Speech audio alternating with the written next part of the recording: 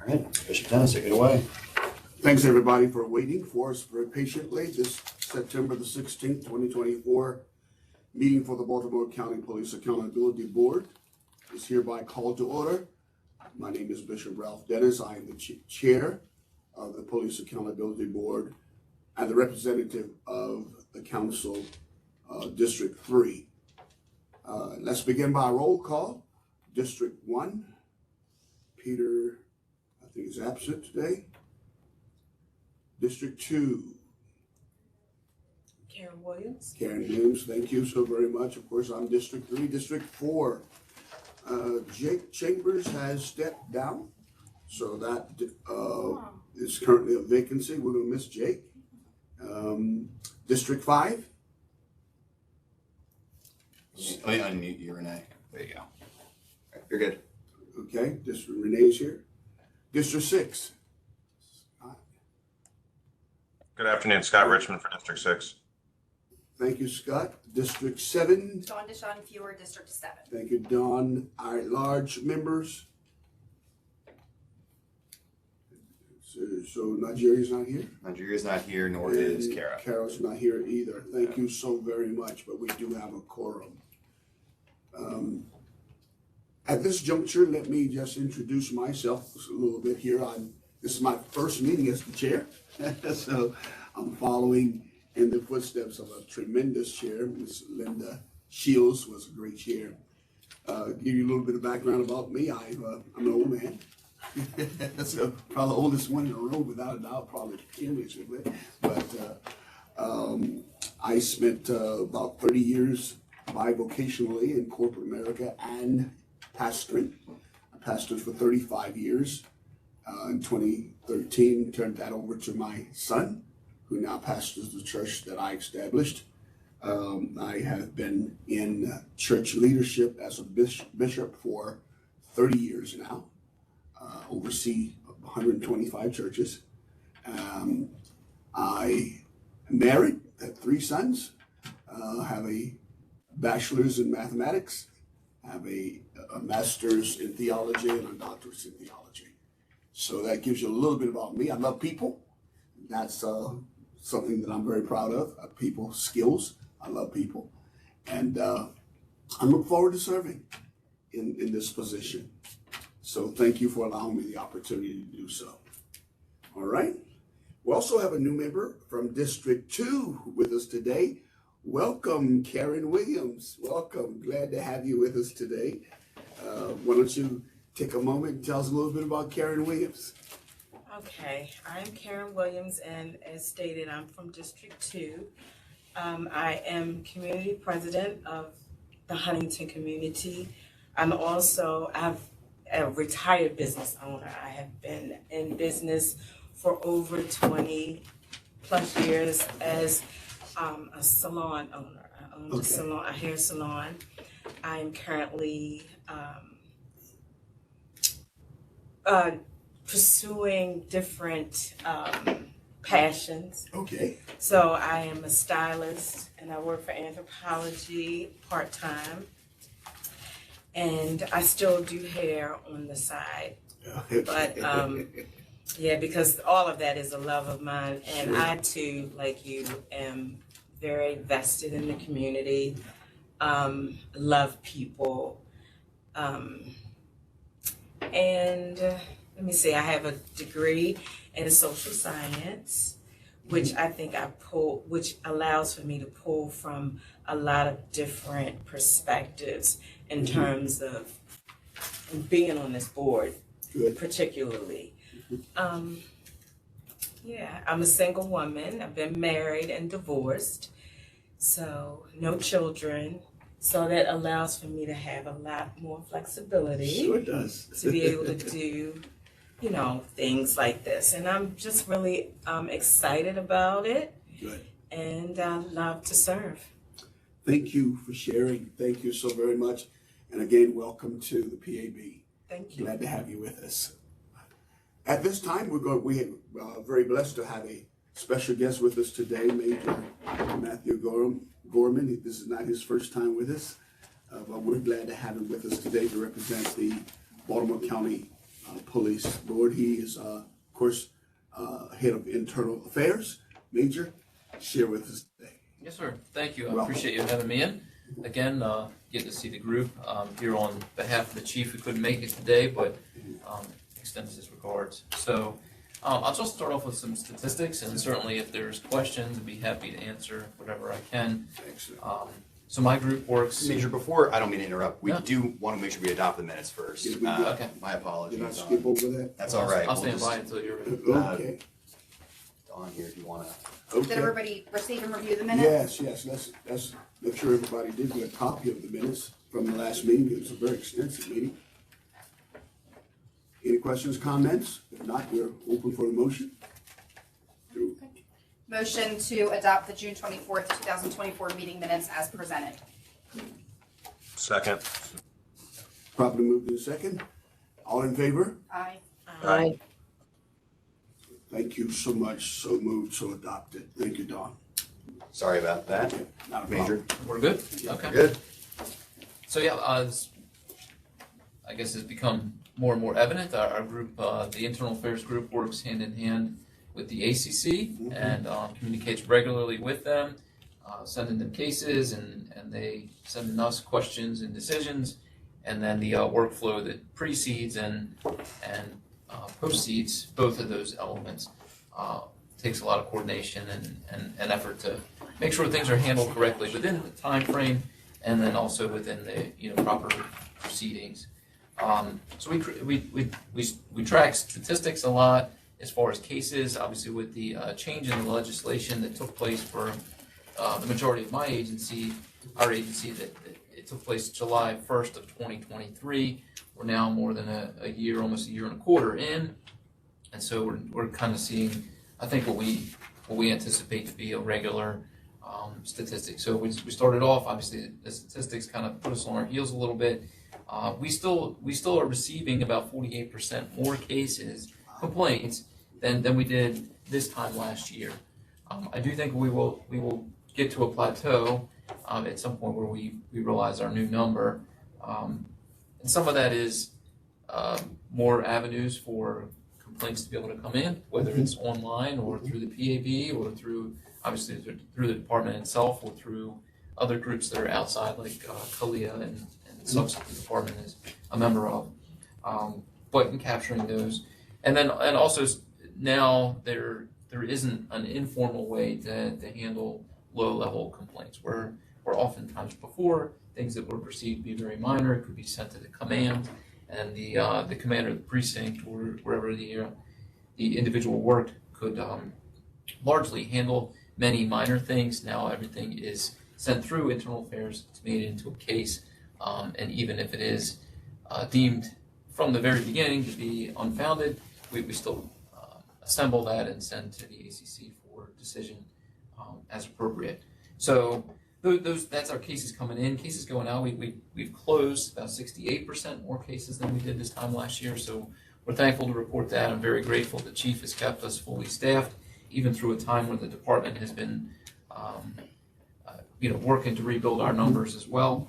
And so day to day, my investigators are carrying about a 25% more caseload than they did this time last year. So those are some of the metrics I work off of daily just to make sure we're maintaining accountability for our workload and staying on top of what's coming in and what's going out. But that's what I came prepared to share. I certainly can answer questions that the group may have, or if there are any. What is your current number of outstanding open cases not sent to the ACC? Our current number of outstanding open. Like open cases that haven't been, the investigation's not complete and hasn't been sent to the ACC yet? Like how many are How many do I open? have? Mhm. Oh, currently, right now I have 218 cases that have come in 2024. Of those that are open, it's right around 147, 150 Okay. is the metric that seems to be my new normal.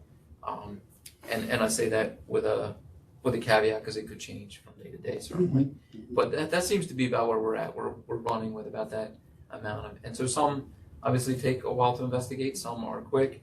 Some we understand will be quick, but because of priority cases in the way, they wait. We are very. Every one of my administrative meetings, we start with my group. we talk about statute of limitations and making sure that we do not miss that opportunity to have the case investigated and then to the ACC in time for them to be able to review it, and if needed, have questions and sent back. I think there was one time in this past quarter where we asked for an exception. We had a case that we had some administrative errors in the date for the SOL. We had believed for 10 months that it was more extended than it was. ACC was gracious to take the case and call a special session, if I remember correctly, and make and render a decision. So, largely speaking, that hasn't happened, and I'm thankful for that. But appreciate the partnership nonetheless. So. Okay, great. Excellent. Any other questions or thoughts that Did you'd that like to share answer your with question? Major? Yes, thank you. Any others? All right. If there are no other questions, thank you so very Thank you. much for always being Yeah, available yeah. to share with us. We sure appreciate it. Sir. Deputy Chief Black is on his way from the sheriff's office. He is on his way. He's on his way, but He's I mean, on- we can. He's on his way up now? He's what she just said, he's on his way, so Okay. Secretary, they're right yeah. down the street. So at So- some juncture where we'll just pause and let him. Well, yeah, and just also, I'll note the next element: remarks and presentation from speakers. Mr. Richmond reached out to myself and to the board you members so much. to Appreciate it. encourage and to identify some speakers from the community, including members of the NAACP and ACLU. I reached out on several different occasions to them to have a speaker attend. I didn't hear back for today's meeting. We're going to work to get them on the calendar for November, because we have a November and a December, but we're going to get them on, whether it's November, whether it's December, and try to have, again, those periodic conversations that I think are necessary and important for this board. And again, if anybody on the PAB has a recommended speaker, somebody who they want to have come speak, they can reach out to myself. I'll do all the legwork for getting their contact info, reaching out to them and scheduling them. Unfortunately, in the last several weeks, haven't been able to get a hold of and a scheduling commitment from anybody, from the people who identified, but we're going to continue to do that and make sure that we do get them on the calendar as well.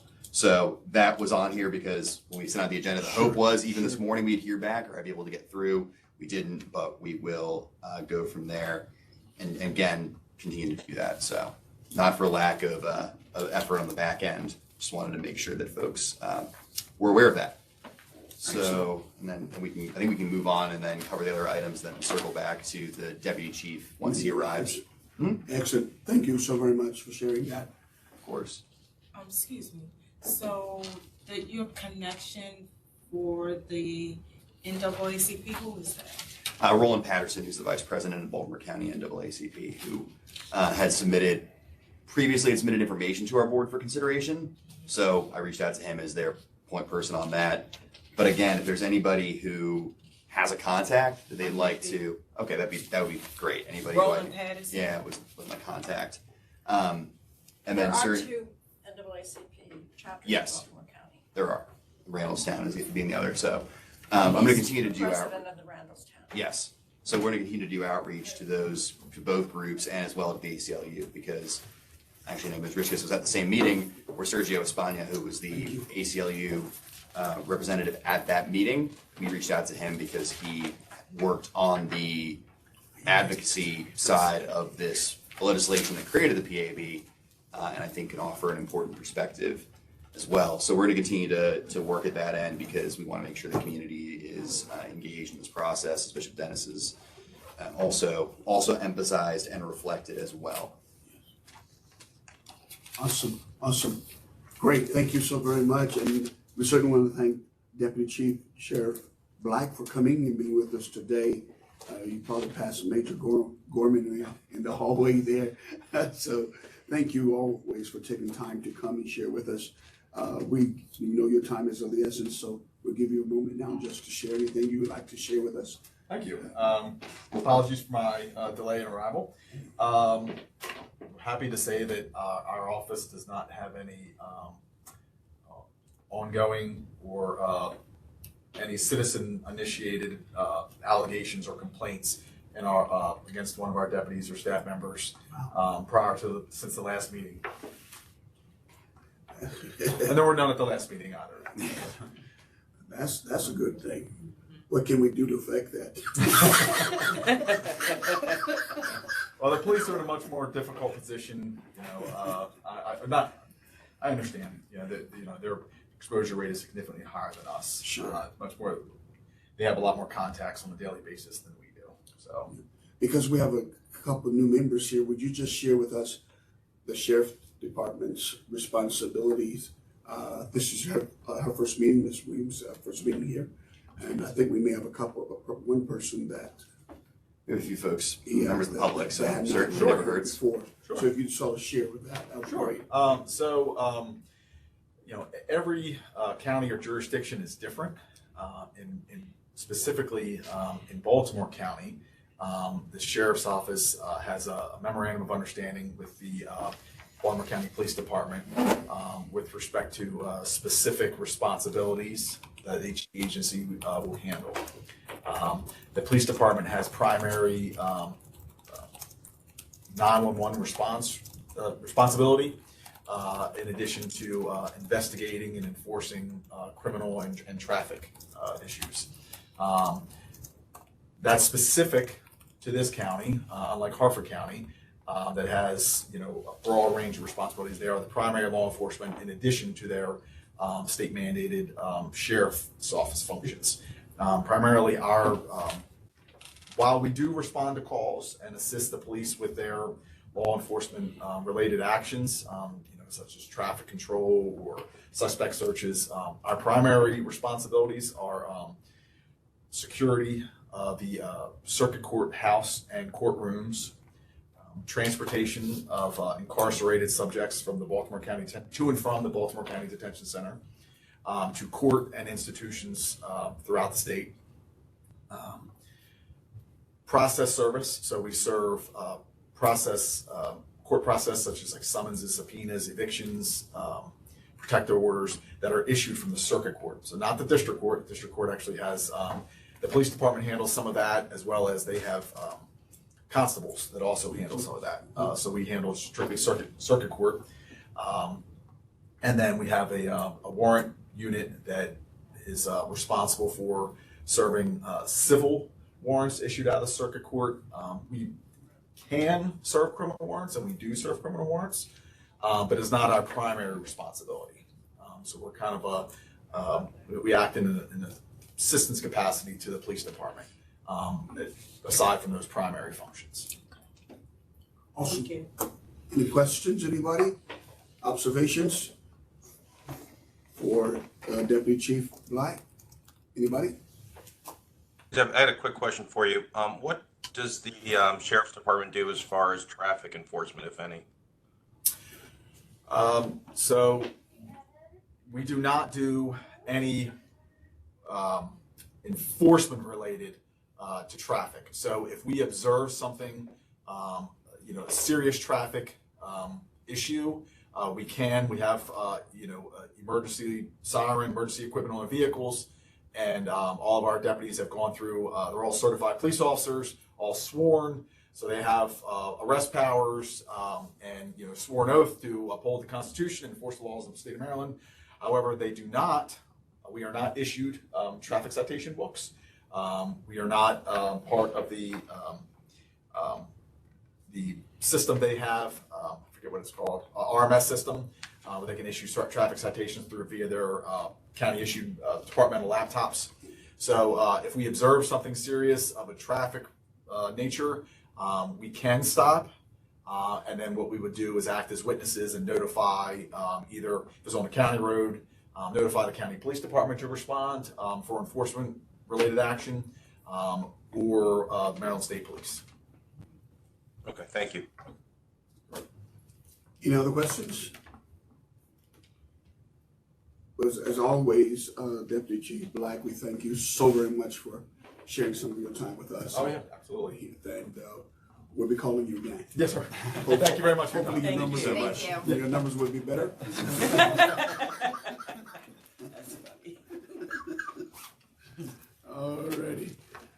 Let's move on. We have been active as the PAB nominating committee that consists of myself, Nigeria Rolling Ford, and Peter Fitzpatrick. And we have interviewed numerous candidates to fill the vacancy on the Administrative Charging Committee that opened when Ms. Tiffany Justice resigned. After those interviews, we unanimously agreed that Ms. Tamisha Peterson was the best candidate, the best fit to serve on the committee. And I will now need us as the PAB to elect her after she's been nominated by that group. You should have a redacted version of her application and resume on hand. If you'd like to scan that, if you haven't had a chance to scan it, if you'd like to scan that very quickly to sort of peruse that, feel free to do so. And once you feel like you're satisfied that you've had a chance to do that, we're open for a motion and a second to elect her as our representative of the, she's not our representative, Dawn is ours, right? Dawn is the representative. Yeah, but she's just a member of She's, the there, ACC. and just to clarify that, Bishop Dennis was, Yeah. you did a great job explaining that. There are two positions. The ACC is 5 members. Mm-hmm. 2 members are appointed directly by the county executive. Mm-hmm. 1 member is both the PAB member and an ACC member, the chair or the designee of the chair. So Ms. Sean Fuhrer in this case. Mm-hmm. And then 2 members are appointed directly by the Police Accountability Board to serve on the ACC. One of those members, in between the last meeting and this present one, Ms. Justice, announced that she would be resigning as of September 13th. That was very generous of her to give that amount of notice. It prevented the ACC from having any issues with potential quorum challenges in the months of July and August. We did post on the website and did outreach on social media regarding the vacancy. The nominating committee interviewed 5 people who were personally, I don't take part in the deliberation or decisions, but I do ask several administrative questions in those interviews to make sure the members have any potential members have any issues. It was an extremely qualified group of individuals who applied in this instance, and I think that many of them would be excellent members of this board or of the trial boards or even of the ACC. Ms. Peterson, in particular, I think, just again speaking personally and also reflecting Peter Fitzpatrick, who cannot be here, but he emailed me and said he would like to convey how impressed he was by Ms. Peterson's presentation and performance, and I think she'll make a strong addition personally, knowing the inner workings of the ACC and the amount of work required. She'll be a strong new member on the ACC. The next scheduled training is not until mid-October that the state administers for all new ACC members, so she will not be present for the October meeting, but she will begin at the November meeting once her training has completed, or any special meetings called in October based on, as Major Corman alluded to, any potential issues with statute of limitations. She'll be available after, well, actually, no, it's at the end of October. Sorry, she'll be available and ready to serve after completion of the training on November 1st. So she'll be present. She'll be present for the November meeting or any earlier November meetings that are called prior to the November, I believe it is 15th meeting. Okay, awesome. Thanks for sharing that. Have you had a chance to peruse the application and resume? If so, we're open for a motion to elect her. Make a motion that the Baltimore County Police Accountability Board appoint Tamisha Peterson to serve as a member of the Baltimore County Administrative Charging Committee. I second. Been properly moved and second that Ms. Peterson be appointed as a member of the ACC. You've heard the motion, that time to consider, and prepare to vote. All those in favor, let it know by the word aye. Aye. Aye. Any nays? Any nays at all? Since we only have a quorum today, let's just do a quick roll call, if you don't mind, just to make sure I got everybody voting here. Let's see, Karen, yours and I? Yes. Okay, Renee? Yes. Okay, Scott? Aye. Dawn? Aye. Great, I think that's everybody, right? And I had an eye too, or 2 eyes rather. Let's roll. That's good. Let's welcome her in whenever we get a chance to do it as the new person on the ACC, and I'm sure she'll do a great job because, like Henry said, she interviewed extremely well, had a very strong background, Very. and I think she'll serve us quite well to complement our own Representative Dawn. Well, kind words from Pete really go a long way, I'll tell you that. That's good. That's good. All right, Dawn, it's all you. Let's All hear a little right. bit about what's happening with the So ACC. the Administrative Charging Committee for the third quarter met on July 12th, August 2nd, August 16th, and September 13th. We reviewed and deliberated 104 cases and rendered 104 opinions. Of the 104 cases resolved, all were members of the Baltimore County Police Department. Of the 104 cases, there were 13 total use of force cases. So I will break down the 104 cases as follows. 21 departmental accidents, 17 officers were charged, administratively charged, 4 were not charged. 1 complaint for responding to a call for service with a conflict of interest, not charged. 1 complaint for rude and discourteous conduct and unlawful arrest. There was a charge for the rude and discourteous conduct. There was not a charge for the unlawful arrest.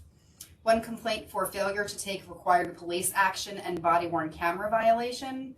That officer was not charged for failure to take required police action and was charged for body-worn camera violation. 1 complaint of making inappropriate comments and misuse of equipment, not charged. 1 complaint of harassment, stalking, and sexual assault, not charged. 2 complaints for failure to make required arrest, 2 not charged. 1 complaint for entering a home without permission and an unauthorized background check, not charged. 2 complaints for harassment, 2 not charged. 2 complaints for failure to provide name and ID, 2 not charged. 2 complaints for rude and discourteous conduct and failure to provide name and ID, 2 not charged. 7 complaints for violation of investigation procedures, 7 not charged. 1 complaint for rude and discourteous conduct and racial disparity, not charged. 1 complaint for violation of investigation procedures and failure to take required police action, not charged. 1 complaint for unlawful collection of evidence, not charged. 2 complaints for use of force policy violation and body-worn camera violation. The 2 use of force policy violations were charged, and the body-worn Not camera. charged. Yeah, the use of force were not charged on that one. I'm sorry, thank you. So glad I sent it to you. 2 use of force were not charged, and for the body-worn camera violation, 1 was charged, 1 was not charged. 1 use of force policy violation and rude and discourteous conduct, not charged.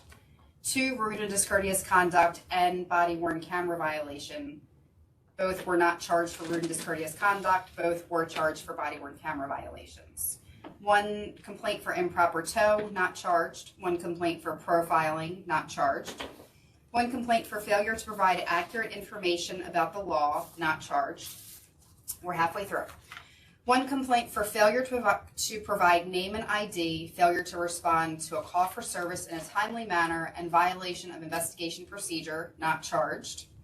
1 complaint for use of force policy violation, rude and discourteous conduct, conduct unbecoming of a Baltimore County police officer, and failure to offer medical treatment. There was a charge for use of force policy violation, rude and discourteous conduct, and conduct unbecoming of a Baltimore County police officer. There was not a charge for failure to offer medical treatment. 2 complaints for failure to intervene in a use of force incident, 2 not charged. 1 complaint for failure to intervene in a use of force incident and body-worn camera violation. There was not a charge for the use of force intervention, and there was a charge for the body-worn camera violation. 1 complaint for failure to take necessary police action on a violent mental disorder call, charged. 1 complaint for use of force policy violation, body-worn camera violation, and making false statements and charging documents, not charged. 1 complaint for violation of investigation procedures and body-worn camera violation. There was not a charge for the violation of investigation procedures. There was a charge for the body-worn camera violation. 1 complaint for use of force policy violation and making inappropriate comments, not charged. 3 complaints for failure to take required police action, 3 not charged. 1 complaint for improper arrest, not charged. 1 complaint for improper entry and arrest, not charged. 1 complaint for failure to offer medical treatment, not charged. 2 complaints for improper arrest and preferential treatment, 2 not charged. 1 complaint for racial profiling, not charged. 1 complaint for racial bias, not charged. 1 complaint for preferential treatment, violation of First Amendment rights and failure to take required police action, not charged. 1 complaint for violation of First Amendment rights, not charged. 1 complaint for conducting an improper interview, not charged. 1 complaint of assault, not charged. 3 complaints for theft, 3 not charged. 1 complaint for use of force policy violation, use of profane or obscene language and gestures, and failure to notify supervisor of a use of force incident, and that officer was charged on all 3. 18 complaints for rude and discourteous conduct, 1 was charged and 17 were not charged, and 6 use of force policy violations that were not charged. And that was a lot, sorry. Any questions? Yes, I do. So is this for the month? This is for the quarter, so this is for our July to August and September meetings. And this is countywide? Yes, Okay. so anything that involves a member of the public comes to the ACC for deliberation after Internal Affairs investigates it. And also, I just want clarity on the body worn. Body worn camera violations. So what is that? So if, an example would be if a police officer by policy is required to have it activated and they did not, then they could be charged with a body worn camera violation. I should say they should be charged. Okay. So anytime they violate that policy. So when a complaint comes through, the committee reviews everything and reviews the entire policy to see if there's a violation of that policy. Okay. Thank you. You're welcome. Any other questions for Dawn? Anybody? Thank you. And we thank you. Thank you for representing us well. Thank you. Sure appreciate you. Hope you'll be around for a long time. Oh, thank you. Thank you. All righty.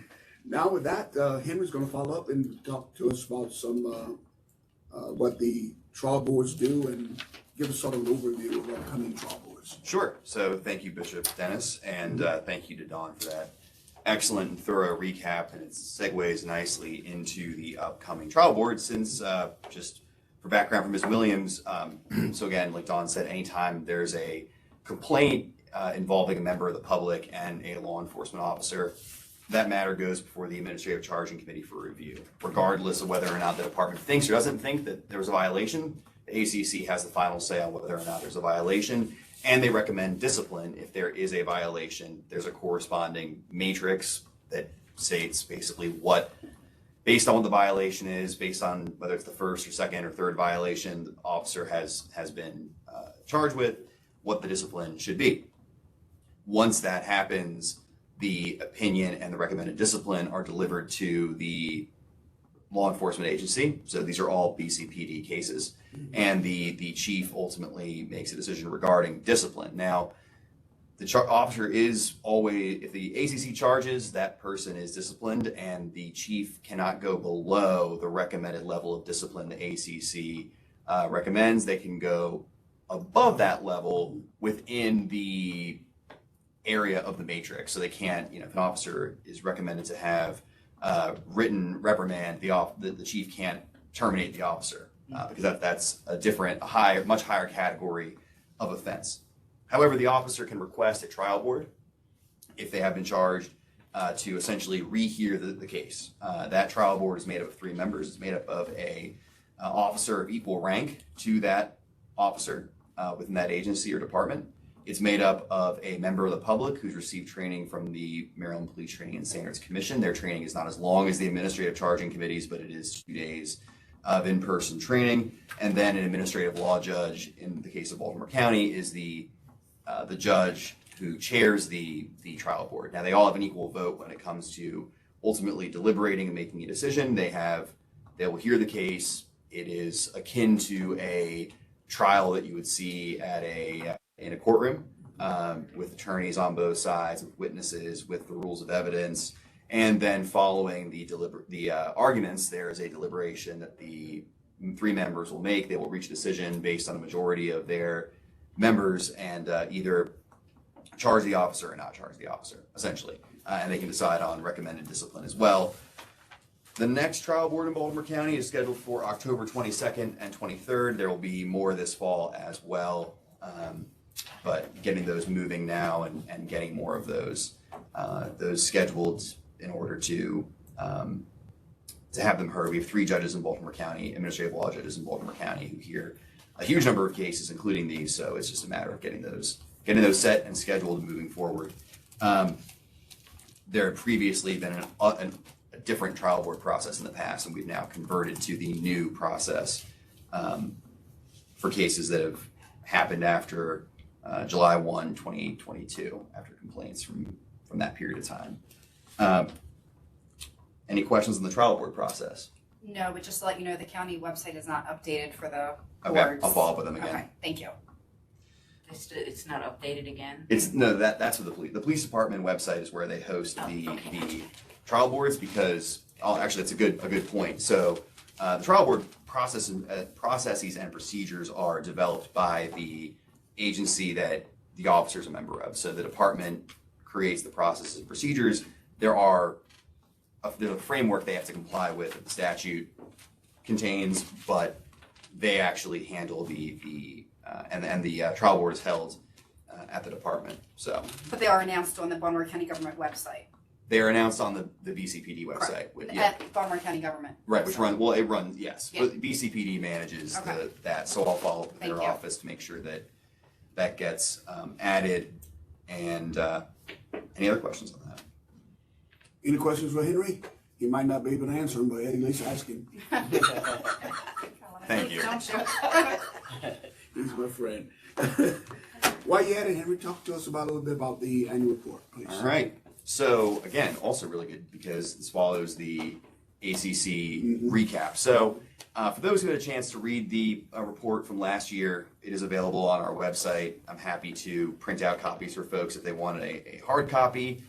And that report was drafted in large part by the drafting committee, which included then Chair Linda Shields, as well as Kara White and Don DeShawn Fuhrer. And my understanding is that Bishop Dennis is interested in also working with Ms. DeShawn Fuhrer and Ms. White as well. Absolutely. On that report. The report itself, because it was essentially the first year of the PAB meeting fully, and also the first year of the Administrative Charging Committee meeting, but they only started meeting in July of 2023. Right. Because of that, there was not a huge number of cases that could be reported on. And so the report contained each individual case listed with its outcome.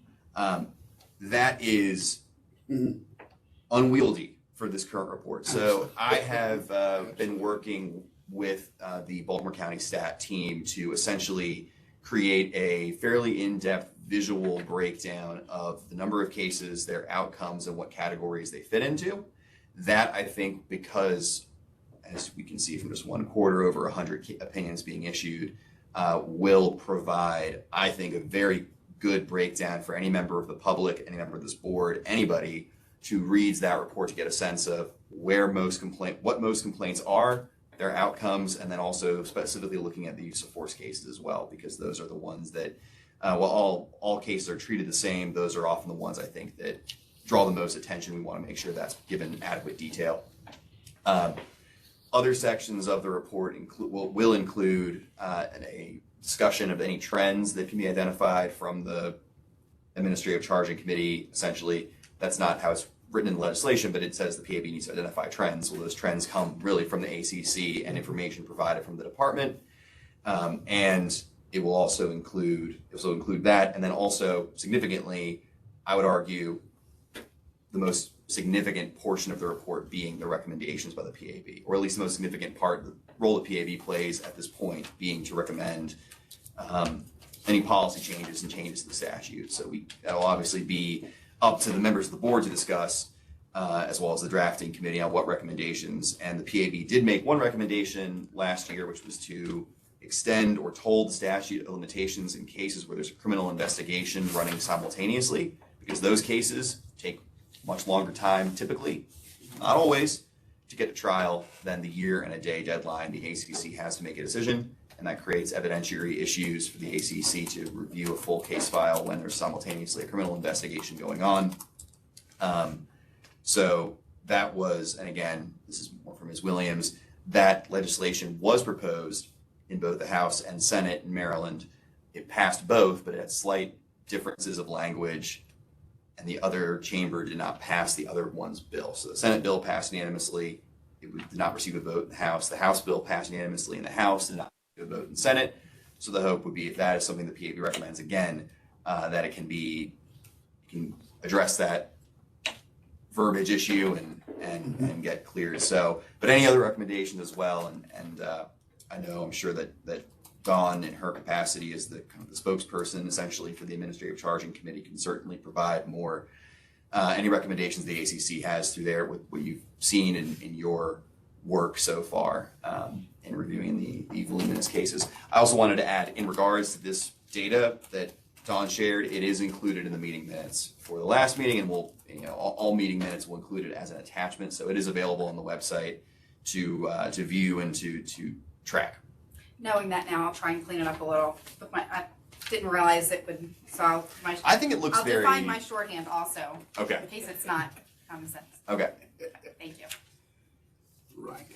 All right, as we prepare for the report in November, Henry, is there anything that you need from other members of the PAB? Sure. So I think the best piece of advice, so given that we have the drafting committee, that's not the only part, every PAB member has an equal voice in this process. So if you have any recommendations, any questions, anything you'd like based on, in large part, looking at what last year's report looked like, if there's any changes that anybody has, please let me know. Please let Bishop Dennis or Dawn or Kara know ahead of time, but also the reason why we are meeting additionally in the final quarter of 2024, we have a November and a December meeting coming up, is in order to make sure that there is a discussion, and that will really be the focus of the next meeting, and my hope is the speakers can add some perspective as well at the next meeting. My hope was they could do that today, in order to provide context to the recommendations section and make suggested policy recommendations based on what you all have in your experiences, both as members of this board and as representatives of your community, but also to hear from the people who are working on this from a slightly different perspective in their communities and their functions. So anything that you and it's never too early to reach out, because you may not have a concrete policy recommendation, but if you have something you're interested in seeing in the report or interested in myself or other members doing some digging on and getting more information about, please feel free to reach out, and I'll do the legwork on that. Again, I'm really here to serve the various boards and commissions I work with, especially the PAB. So. I have a question. Mm-hmm. The ACC is meeting on December 6th, and we meet again December 16th. Will the quarterly report through December be included in the annual report? We should probably talk about the timing on that. What That's we what might I'm want to wondering. do is do a report in November and then do a shorter one in December, so Okay. that, but you can also, if you send me the data, Don, I will incorporate that in between the November and December meetings. I'll make sure it's in there. Okay. As long as the formatting for everybody in November looks good. Okay. And the BC stat team are terrific. They have done some work with me on another board, a working group that I'm working on in regards to essentially resource allocation for victims and survivors of sexual assault and domestic violence. And they've done tremendous, taking very, very complicated data and breaking it down into very visually understandable forms. So I think That's awesome. they won't disappoint here. I think it'll make it really straightforward and clear, and maybe reveal some interesting information that you wouldn't get with just a pure list. I'll get it to you right after our meeting. Thank you. In December. And what's the deadline for our annual report to be submitted? December 31st, I At think. the end of the year, And I will say, very happy to report the last year we got ours out by then. And not to name names to other jurisdictions, some of them were in the spring of 2024 that got their 2023 reports out. So we're going to get it done by the end of the year and do it the right way and make sure that the data for 2024 is reported in 2024, and the 2025 spring data, that will go right into the 2025 report. So. Well, that should work well for our merit review and raises. None. There is none. We're trying. Okay. All Awesome.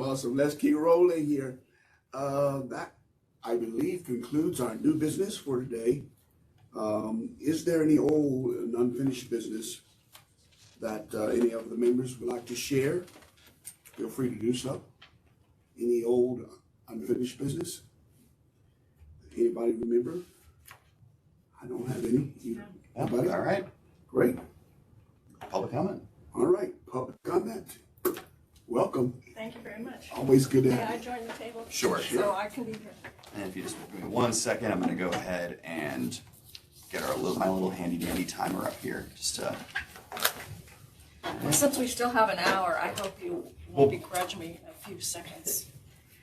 Over 3 minutes. I told Bishop Dennis it's a suggestion. It's a guideline. I appreciate that.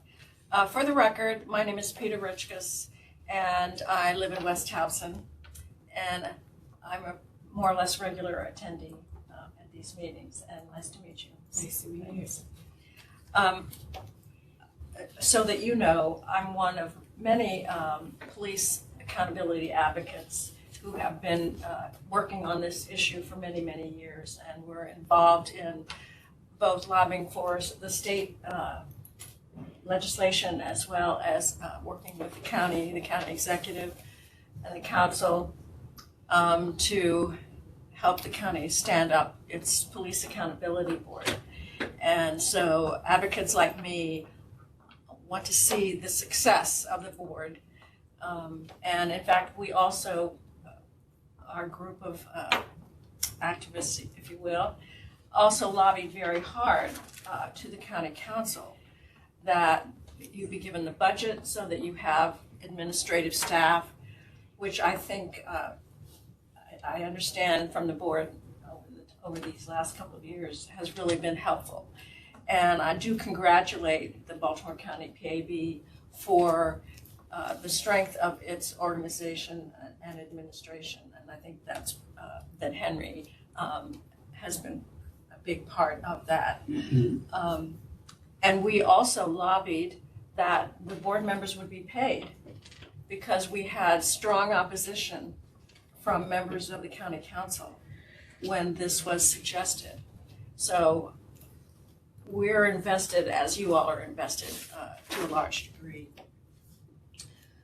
I do have a couple of quick questions from my notes today. Henry, I think you said that notification was provided for the ACC vacancy. It was, yes. And can you elaborate as to what that includes? Sure. I'm happy to. I'll pause it. So for notification, our initial process on that is we post information on the website and circulate information among the PAB members. So basically saying, hey, this individual is stepping down. This would be the case even if it were an executive appointee, because we want to reach out to the members of the AC or the PAB who, that's really, in my opinion, one of the more important roles they fill is being advocates for their community to encourage applications. We also use the PAB website, and we use social media, Facebook, to do outreach for any vacancies. But and again, we received five applications. This was about from the time we posted until we made the decision, it was a 1 month turnaround because Ms. Justice was figuring out the date where she wanted to stay on for as long as she could in her capacity. So she stayed on through the 13th. But we began interviews ahead of time because the appointment was effective today, which is after she stepped down. So we did let applicants know that this is for technically a pending vacancy, but she did let us know at the end of July that she'd be stepping down September 13th. And so that was the process. And then again, more applicants than I believe we had actually last time for this, which is for the PAB vacancies. And again, if there's any future vacancies, the same process. Reach out, make sure the PAB is looped in on it early on, and can outreach to their communities. Well, I try to follow pretty closely the PAB, and I never did see that. Okay. And I'm pretty active on social media and on Facebook. Okay. And I didn't see it. So Okay. I'd like to suggest maybe you consider reaching out to some of the groups that are interested. Okay. When you send out notifications to the members, because people that I work with could also be good sources of Sure. suggested Well, if you don't mind nominations. me adding then, District 4 has a vacancy now with Mr. Chambers stepping down, so. Yes, I noticed, I did notice that when I looked at the list of Mhm. members.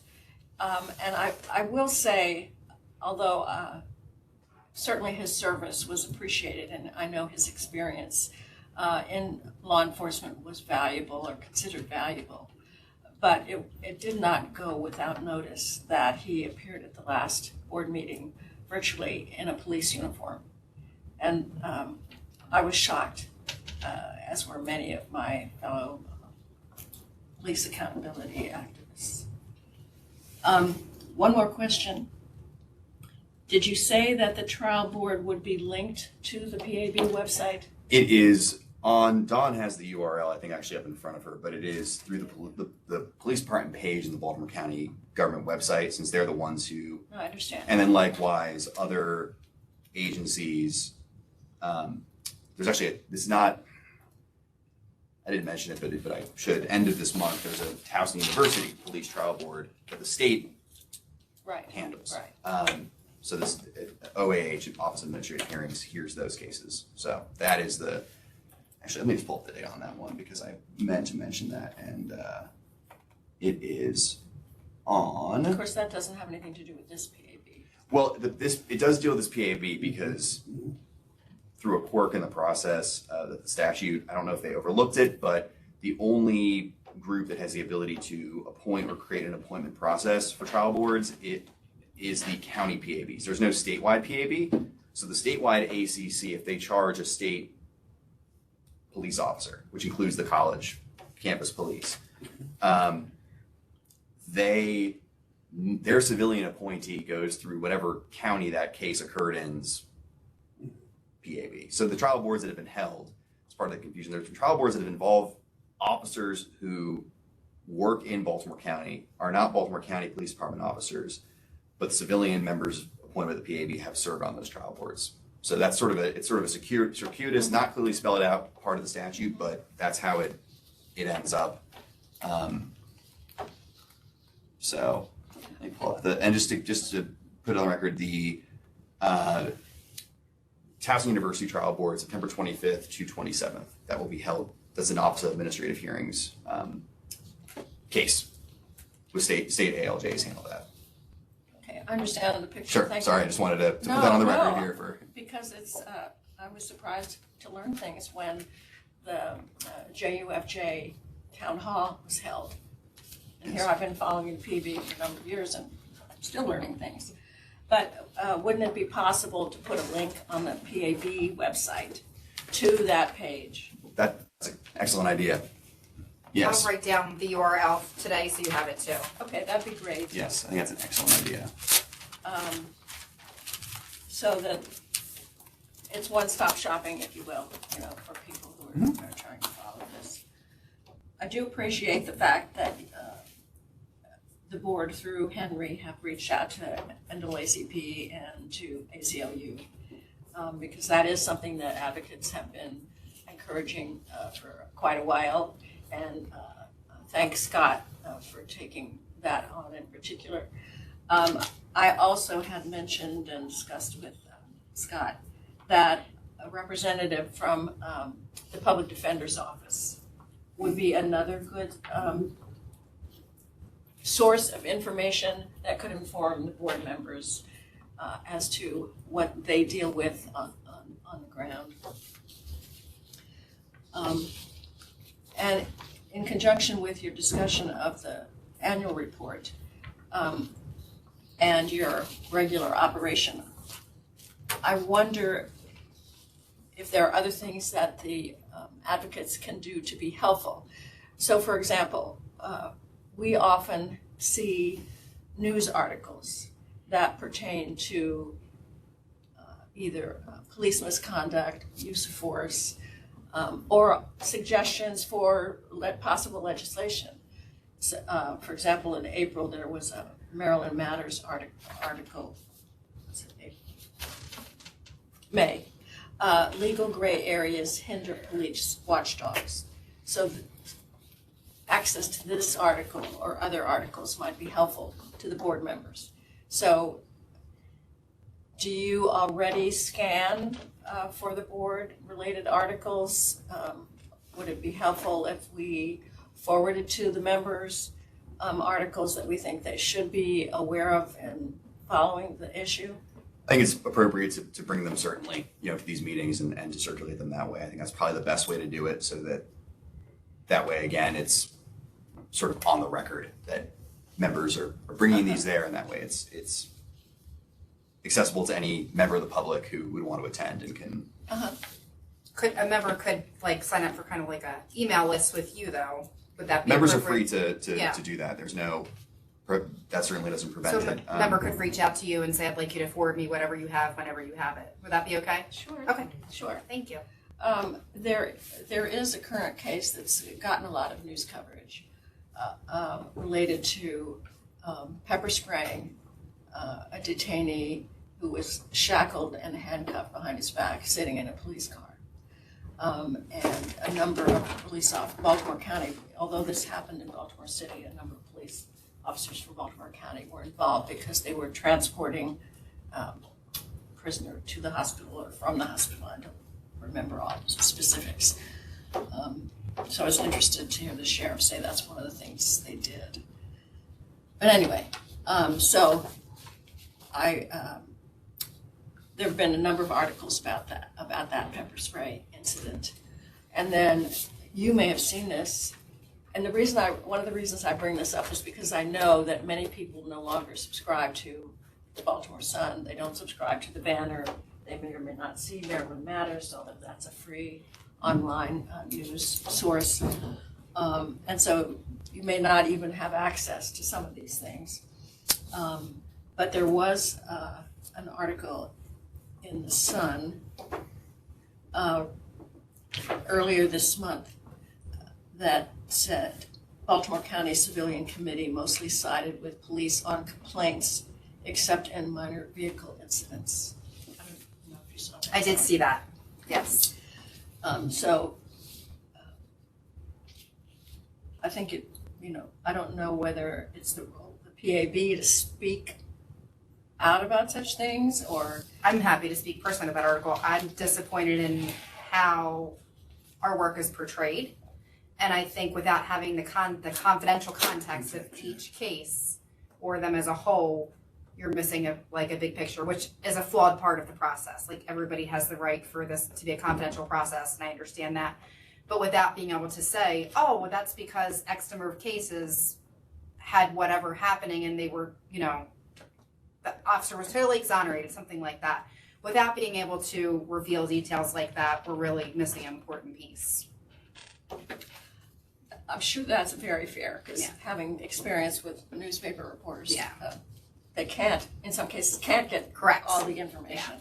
And in other cases, it's so much that they can't absorb in going for a single story.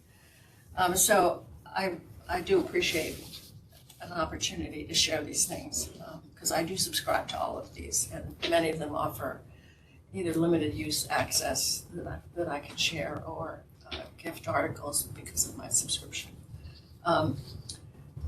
All to the good, because as some of the public members who attended this recent town hall on the operation of the Police Accountability Board in Baltimore County expressed,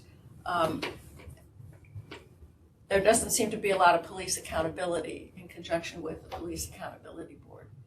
And that's been frustrating for members of the public who would like to see the Police Accountability Board in our county stand up for citizens who may not be getting fair treatment from the police. It's certainly true that the vast majority of police officers work hard to do right, and we all count on that for public safety. But there are obvious examples where there are police officers who don't, and at least in the coverage of criminal trials, it appears that they have violated standard operating police procedure. And so then not to see any action or comment or concern publicly expressed by our PAB has been concerning, and I did want to share that. Thank you. Thank you so very much for your input and always being available to share with us. Thank you so very much. Appreciate you. All righty. Any other? I have one more person, but I don't see that she has her hand up. Ms. Okay. Farquhar. Yes, please. I don't think she has her. Is she her hand up? Okay. There she is. All right. Nobody else? Nobody else? No, she doesn't have her hand up, so. Okay. Okay. All right. Anything in the chat? Some people can't raise the hand depending on the system that they're using. Okay, I can always unmute her and ask her if she. Sure. That's. I think we've only been here. Just 10 recognize hours. her, at least. Yeah. That's just it. I want to say, Ms. Farquhar, and want to say your last name. Thank you. Hi, how are you? Did you have any comments for the board? I am grateful for this opportunity, and I thank you all for the work that you're doing. And my welcome to is it Ms. Williams? My welcome to you Yes. to the board. Thank you for being there. And I certainly appreciate Ms. Riskus, who could represent 10 people, I think, with the not just 5 or so of us that have been working actively on this.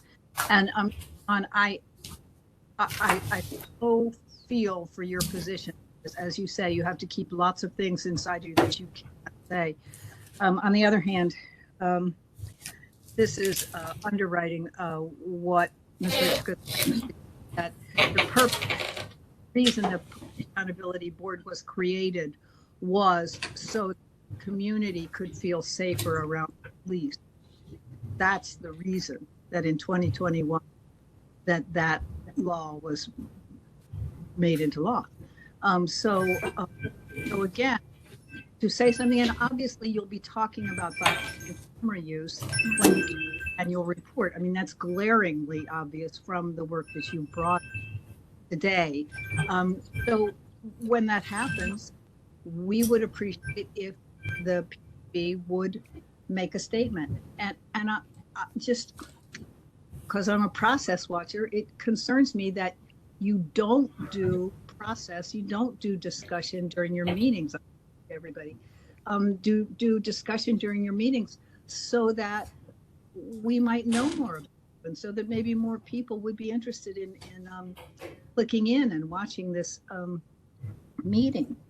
So that's where I wanted to go with this, is that the more you talk, I think the more the community says, yes, there is something I can get out of working with the police. I can go to them for something that's concerning in my, but I don't want to be labeled snitch. I can do this, I can do that. So thank you very much for letting me speak. Thank you for sharing. All right, any others waiting? No, sir. Yes, All right. all right. With that being said, I think we've come to the end of our meeting today, unless some of the other PA board members have any thoughts you would like to share before we close. I'm just gonna do another shout out for folks who are, if you have any, based on today, based on anything else, anything you want to add to the conversation about drafting the annual report. Yeah. We're limited on number because we don't want to have, if there's a quorum of members, then it's an open meeting, and that makes it a little bit tougher to schedule and to speak freely if members have any thoughts or questions or concerns. So, but if you have any thought, everybody's participation is welcomed into the suggestion process or just a question process. I mean, if anyone has any questions, again, ACC, PAB, and now soon to be trial board will all be linked to the PAB website. If you ever have any interest, the ACC meetings are open to the public in a very limited capacity. They're open in the beginning and the end. They're noon, typically the second or third Friday of each month. Most of that is spent on review of files, which is about 4 hours, usually on average, I would say. And that's in closed session. But otherwise, attendance is welcome. And I'm not sure precisely what the policy the department has about public viewing of trial boards, although I believe there is some access to that as well. So, Excellent. all right. Any other comments? Well, thank you again for attending today. We sure appreciate your time that you're investing into this whole process. Again, we welcome Ms. Williams. Thank you for coming to be with us today. So we get to see the real McCoy along with the app and then the resume. So thank you for coming. Welcome on. With that being said, our next meeting will be November the 18th, at least tentatively in room 118 downstairs of this Baltimore courthouse. And if there's no other comments, we're going to have a motion to adjourn until our next meeting. Motion for the Baltimore County Police Accountability Board to adjourn until our next meeting on November 18th, 2024 at noon here in the historic courthouse and on WebEx. Second. Thank you. Properly moved in second. So be it. Anybody object? You can stay. We've all leave. All right, thank you, everyone. Take care.